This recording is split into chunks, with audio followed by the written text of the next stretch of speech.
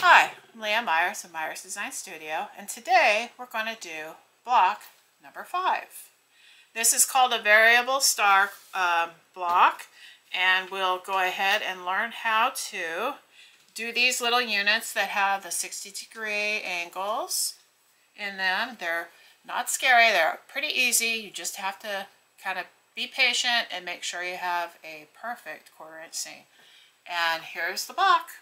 Okay, now we're going to start constructing this 60-degree pointed star. And I just lay it out like it is on the diagram, you know, that I gave you, the pattern. But I'm going to use a block right now to get my pattern from. Anyway, so I just basically go from that, well, from this block, I just start sewing right now. And I just go from that row and down and up and down, however you like. I just start sewing it in a chain. And so you just do the first seam all the way around, and then the second seam all the way around. And when it comes to those 60-degree angle stars, you just go slow and make sure absolutely that you have a 1/4 inch seam. Because if you don't have a 1/4 inch seam, what will happen is you're gonna not have enough at the top or at the bottom. Well, it's really the top that's the one that you want to watch. But yeah, you just have to be careful with that 1/4 inch seam. Make sure you get it. And if your machine doesn't like that tippy top point right there, you know, as you fold it down like this, you fold it down, and if your machine wants to eat the tip of the thing, just make sure you have another, like maybe a scrap piece of fabric sewn through. I forgot what they call them, leaders maybe. Just something in front of it maybe, that might help to keep the tip from being sucked into the feed dogs of the machine. And absolutely double check, look for that fabric if it's lined up. And if it's hard for you to do that, pin it so it will be easier. And make sure there's a 1/4 inch seam at the top, at the bottom, and all the way down. Just make sure, because then that's where you would fail with this one. And this machine seems like it's having no problem with it's grabbing it easy. So I'm going to go ahead and do this first seam, and then we're going to go ahead and discuss I'm just going to show you this block, because putting together 4 squares isn't that hard and you nest the seams. It's really the 60-degree angle block when you put the other side on. That's kind of hard. So anyway, I'll be right back to show you how to do the 60-degree star. Okay? Okay. So this looks good for the first seam, and that is at a 45-degree angle. I mean, not 45, 60. And that's a nice healthy 1/4 inch seam there. So that the first seam is fine. So now I ironed it open like that, and I want to put this one on. See, it goes like that. And I want to make sure that that crosses over this bottom one at a 1/4 inch. You have to cross this fabric here and this seam a 1/4 inch at the top right there for this star to work. If it didn't, and you sewed too much or too little, a smaller seam, don't pick it out, it's fine. Just sew again and do a 1/4 inch here. Because sometimes when you're feeding the sharp corners like this in the machine, it will like bite into it too little. You know, it's just the way some feed dogs grab stuff. And it's fine. Just check, you know, get a ruler or something, or by eye. I can do it by eye.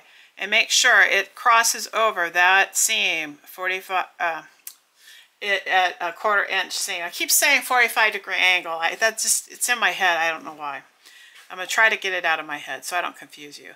So that when it's sewn together, the two pieces will match. And I'll show you. I've done pretty much everything wrong with this sort of shape, because I did 2 twin-size quilts with this type of block, because it's a cool block. You can get like a, all right, I'm gonna stop talking. I gotta have my attention on putting this in my machine. So it's at 1/4 inch, and you make sure, you know, so it all works out to be fine. And then, oops, I'm a little over. Okay, there we go. And now get my foot on the pedal, on the right button. This has kind of like a button that doesn't go anywhere, and then there's a button that you press. So, little different. Anyway, so yeah, and I go super slow. And at this end, you also want to get 45. If you're having trouble, I get a pen or a stiletto, one or the other, and I'll hold it. I'll hold that little bitty. See how small that fabric gets? Oh, it can be frustrating. So I'll just hold it, and I slowly, you know, and that's exactly at 1/4 inch. Now, once you start doing this right, or I mean, you have some, so that's 45. I keep saying 45 degrees. It's 1/4 inch. Okay, so, and then when I flip it over, is it 1/4 inch? Let me iron it and make sure. Let me iron that. It looks like it's really, really good. 1/4 inch. I've done a million of these things. These 90-degree, 60, sorry. I don't know what I'm not. It's hard for me to say 60, I guess. So that's a good. That's what you want, because whenever you sew this into the rest of the block, it will bite into that perfect, and you'll have a perfect point here. Okay, now we are ready to start sewing again, and go in any order you want. And I just pick each piece up, and now I've got seams to match here. I left this one sewn together, so it's pretty easy. Seams to match, and I have to pin this. Oops. I have to. Anyway, and then you just repeat the process. Keep going down and around, and sew again in that, and then you'll have the little units done, and then you can put the blocks together. So it's pretty simple once you get it down. The only tricky thing is that 60-degree angle, which isn't hard. Once you get the hang of it, you'll be thinking of ways to put it together. Because that Storm at Sea, right, that's a famous one. It's all these units, if you look at it. And you can create a lot of neat designs with those units. And I make sure that is crossing at the, I'm going to pin it right here. And the only tricky thing is that these little points are kind of sharp. So I grab a pen or stiletto. Honestly, I grab pens more than stilettos, because pens are what I've got handy. Yep. And I put it in the feed dogs real carefully. And I just go slower than I normally, well, that wasn't very slow, but I usually go slower than I normally do. And I also want to say is that probably use some steam with this block too, because it will help, you know, lay everything down well. I like to use some steam because it flattens it. And if you have some fancy clapper, like a little, I have one of those. It's a Taylor clapper. People in the quilting world are now using them. I've used Well, I haven't used that, but I've used similar things. Tools like hams and other things that you make clothing with. Not for quilting though, because quilting's flat construction. Clothing is not flat construction, because you got to do armholes and neck holes, and you got to, you know, construct seams around that. And I just make sure I have a 1/4 inch seam and go very careful. So I'm going to continue with this, and I'll come back to the next step after I ironed everything. Okay, now I'm at the next step where I have all my units put together, and I have the 2.5 inch squares going this way. And I wanted to show you something that it probably doesn't matter if they're all going that way, because after I did this one, I made a mistake somewhere. Can you see it? Anyway, I'm contemplating taking it apart, but I don't think I will, because it's such a pale color. In the grand scheme of things, yeah, it's not gonna matter. It really won't. So this is where I just take two at a time, sew them together, and that is what I'm gonna do. Yes, I am. And I just match the seams. There's nothing to match because there's no other seam crossing that one. Just want to make sure I got a 45. 1/4 inch. 45. What the heck is wrong with me today? It's like, I don't know if you guys get stuck on something or say something. It's just probably me. My husband's always delighted when that happens. Alright, so there's a cross section here, and you see there's a point. There comes to a point like this. You want to sew right under that point very carefully. And if you didn't quite get it right in a 1/4 inch right there, you can kind of fudge it a little, just a little. It can't be too wrong though. You can kind of sew inside a little bit and around, but not much, because it's better to have it all perfect. But you know, not everything's perfect. You can kind of fudge just a tiny bit, kind of ease it in just a little bit. But if it's real, you know, that's the only time. Or you should just say, okay, I just don't care if it's got a point in that spot. You know, you can just decide that too.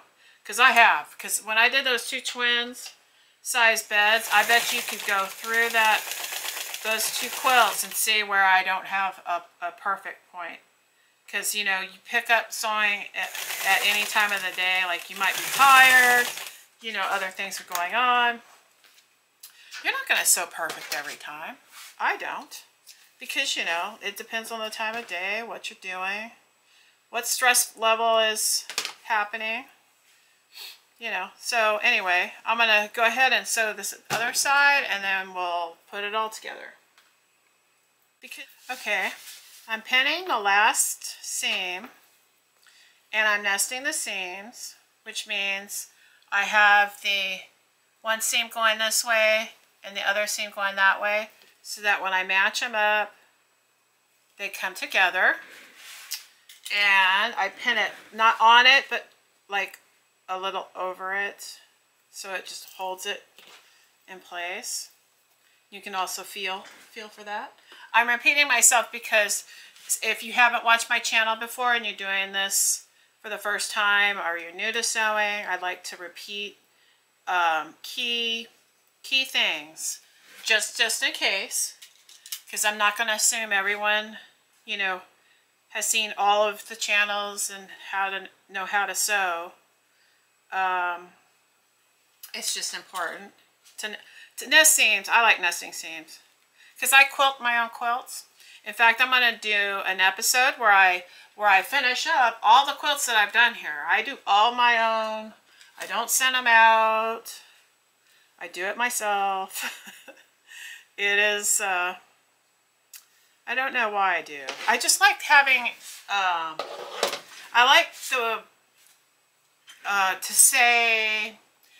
say that I did it, right? Quilted, sewn by, and all by me. Because when I learned how to free motion quilt, I was doing online classes, and because I was kind of far away from any sewing shop that had any kind of classes, and learning by yourself is super hard. It took me a whole day. I had to buy another machine. It wasn't an expensive one. Oops. It grabbed the pin, and I mean this machine is so fast. You gotta be careful, but it kind of grabbed the pin and took it along for a ride on the edge. I was hoping I didn't run over. But anyway, it took me going back to the free motion quilting, because I love free motion quilting. I loved the way it looked. And so I was like, how do I do this? So I spent the whole day, pretty much the whole day, figuring out how to do the tension on the machine. And I found that you had to dial up the tension way up higher than way up higher than you normally would. I'm not beaming up to Star Trek Enterprise. That's my message beep. Sorry. I like it because it's like the communicators. I know, it's a little geeky. I like Star Trek. I do. I always have. I like all of it. I don't have opinions what's better or what's worse, whatever. But anyway, I have the communicator signal, because it's perfect. I mean, whenever I watched that as a kid, I always thought, I want one of those. And I want to talk into this box, you know? And now we're doing it. It's so crazy. So anyway, I nested the seams, and everything's matching up really well. It doesn't exactly match up in some places, but honestly, that is fine. If you are bugged by that, you can pick out these a couple stitches and make it sit right on it. But every one of these are all perfect, and that's the only one that's doing that. And let me see, do I have my squares going the right way? Yes. I think I have this habit of seeing things wrong sometimes. Okay. Yeah. Well, like I said, I'm not going to change this one. I'm not picking it out. I would not know this, because in the quilt on its own, let's just put it as a comparison, you're going to have all this stuff going on. You're not going to see it. But anyway, that is our block number 5. We've got one more block. And you'll be glad you're only going to do 3 of these, because these little 60-degree angled points, they're a little bit tricky, but if you haven't tried them before, don't get scared. It's not a hard thing to do.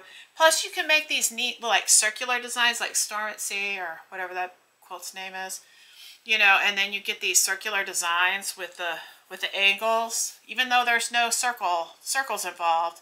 It's just how the angles go together. It's kind of cool. I love the way that stuff goes. But anyway, I only have 1 left. I have 2 done already. I have 1 left to do. There's only 3 of these. And then the next block we're going to do is an Ohio Star. But the Ohio Star I'm going to put together with 4 flying geese instead of all of it being half square triangles. I like to use flying geese because it reduces that bulk in the middle of that thing and of that block. And I just kind of like that. Sometimes I will substitute an angle and a straighter piece of fabric than, you know, chopping it up in half square triangles. When you quilt your own quilts like I do, sometimes I appreciate having that open, smooth space instead of having always a seam to go over or to worry about. Anyway, that's just my personal preference. It's up to you. Anyway, I appreciate you guys being here with me. Excited to, we'll be done with this in the next block. And then I will have a series of films where I go through and I show you how I plan out how I do free motion quilting. I will get inspiration by some books, and then I'll kind of go off of the books, and sometimes not. Sometimes I'll draw something on my own. But it's all about what character of the quilt, you know, and how to free motion that quilt, what design you'd use that, I mean. Anyway, so I hope you enjoyed this. I enjoyed bringing this to you today, and I can't wait to see you next time doing block number 6 for the Hearts of Heroes Quilt. Thank you. Bye.